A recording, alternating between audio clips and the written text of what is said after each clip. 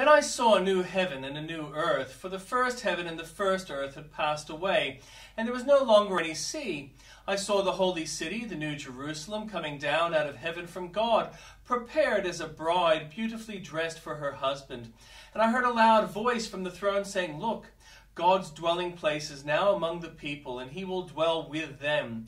They will be his people, and God himself will be with them and be their God.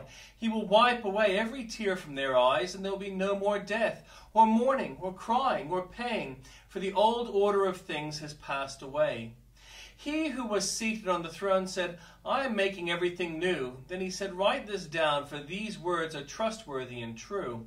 He said to me, "It is done. I am the Alpha and the Omega, the beginning and the end. To the thirsty I will give water without cost from the spring of the water of life. Those who are victorious will inherit all this, and I will be their God, and they will be my children. But the cowardly, the unbelieving, the vile, the murderers, the sexually immoral, those who practice magic arts, the idolaters, and all liars, they will be consigned to the fiery lake of burning sulfur. This is the second death. One of the 7 angels who had the 7 bowls full of 7 last plagues came and said to me, "Come, I will show you the bride, the wife of the Lamb." And he carried me away in the Spirit to a mountain great and high, and showed me the holy city, Jerusalem, coming down out of heaven from God. It shone with the glory of God, and its brilliance was like that of a very precious jewel, like jasper, clear as crystal. It had a great high wall with 12 gates, and with 12 angels at the gates. On the gates were written the names of the 12 tribes of Israel. There were 3 gates on the east, 3 on the north, 3 on the south, and 3 on the west. The wall of the city had 12 foundations, and on them were the names of the 12 apostles of the Lamb. The angel who talked with me had a measuring rod of gold to measure the city, its gates, and its walls. The city was laid out like a square as long as it was wide. He measured the city with the rod and found it to be 12,000 stadia in length, and as wide and as high as it is long. The angel measured the wall using human measurement, and it was 144 cubits thick. The wall was made of jasper, and the city of pure gold, as pure as glass. The foundation of the city walls were decorated with every kind of precious stone. The first foundation was jasper, the second sapphire, the third agate, the fourth emerald, the fifth onyx, the sixth ruby, the seventh chrysolite, the eighth beryl, the ninth topaz, the 10th turquoise, the 11th jacinth, and the 12th amethyst. The 12 gates were 12 pearls, each gate made of a single pearl. The great street of the city was gold, as pure as transparent glass. I did not see a temple in the city, because the Lord God Almighty and the Lamb are its temple. The city does not need the sun or the moon to shine on it, for the glory of God gives it light, and the Lamb is its lamp. The nations will walk by its light, and the kings of the earth will bring their splendor into it. On no day will its gates ever be shut, for there will be no night there. The glory and honor of the nations will be brought into it. Nothing impure will ever enter it, nor will anyone who does what is shameful or deceitful, but only those whose names are written in the Lamb's book of life. And the Old Testament reading. On that day a fountain will be opened to the house of David, and the inhabitants of Jerusalem to cleanse them from sin and impurity. On that day I will banish the names of the idols from the land, and they will be remembered no more, declares the Lord Almighty. I will remove both the prophets and the spirit of impurity from the land, and if anyone still prophesies, their father and mother, to whom they were born, will say to them, "You must die because you have told lies in the Lord's name," then their own parents will stab the one who prophesies. On that day every prophet will be ashamed of their prophetic vision. They will not put on a prophet's garment of hair in order to deceive. Each will say, "I am not a prophet, I am a farmer. The land has been my livelihood since my youth." If someone asks, "What are these wounds on your body?" they will answer, "The wounds I was given at the house of my friends."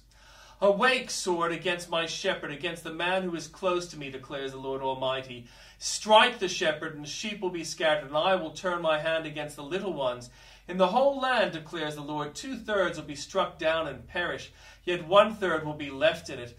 This third I will put into the fire. I will refine them like silver and test them like gold. They will call on my name, and I will answer them. I will say, They are my people, and they will say, the Lord is our God. A day of the Lord is coming, Jerusalem, when your possessions will be plundered and divided up within your very walls. I will gather all the nations to Jerusalem to fight against it. The city will be captured, the houses ransacked, and the women raped. Half of the city will go into exile, but the rest of the people will not be taken from the city. Then the Lord will go out and fight against those nations as he fights on a day of battle. On that day his feet will stand on Mount of Olives east of Jerusalem, and the Mount of Olives will be split in two from east to west, forming a great valley with half of the mountain moving north and half moving south. You will flee by my mountain valley, for it will extend to Azel. You will flee as you fled from the earthquake in the days of Uzziah, king of Judah. Then the Lord my God will come, and all the holy ones with him. On that day there will be neither sunlight nor cold, frosty darkness. It will be a unique day, a day known only to the Lord, with no distinction between day and night. When evening comes, there will be light. On that day, living water will flow out from Jerusalem, half of it east to the Dead Sea and half of it west to the Mediterranean Sea in summer and in winter. The Lord will be king over the whole earth. On that day there will be one Lord, and his name the only name. The whole land from Geba to Rimmon, south of Jerusalem, will become like Arabah. But Jerusalem will be raised up high from the Benjamin gate to the side of the first gate to the corner gate, and from the tower of Hananel to the royal wine presses, and will remain in its place. It will be inhabited. Never again will it be destroyed. Jerusalem will be secure. This is the plague with which the Lord will strike all the nations that fought against Jerusalem. Their flesh will rot while they're still standing on their feet. Their eyes will rot in their sockets, and their tongues will rot in their mouths. On that day people will be stricken by the Lord with great panic. They will seize each other by the hand and attack one another. Judah too will fight at Jerusalem. The wealth of all the surrounding nations will be collected, great quantities of gold and silver and clothing. A similar plague will strike the horses and mules, the camels and donkeys, and all the animals in those camps. Then the survivors from all the nations that have attacked Jerusalem will go up year after year to worship the King, the Lord Almighty, and to celebrate the Festival of Tabernacles. If any of the people of the earth do not go up to Jerusalem to worship the King, the Lord Almighty, they will have no rain. If the Egyptian people do not go up and take part, they will have no rain. The Lord will bring on them the plague he inflicts on the nations that do not go up to celebrate the Festival of Tabernacles. This will be the punishment of Egypt and the punishment of all the nations that do not go up to celebrate the Festival of Tabernacles. On that day, holy to the Lord will be inscribed on the bells and the horses, and on the cooking pots in the Lord's house will be like the sacred bowls in front of the altar. Every pot in Jerusalem and Judah will be holy to the Lord Almighty, and all who come to sacrifice will take some of the pots and cook in them. And on that day there will no longer be a Canaanite in the house of the Lord Almighty.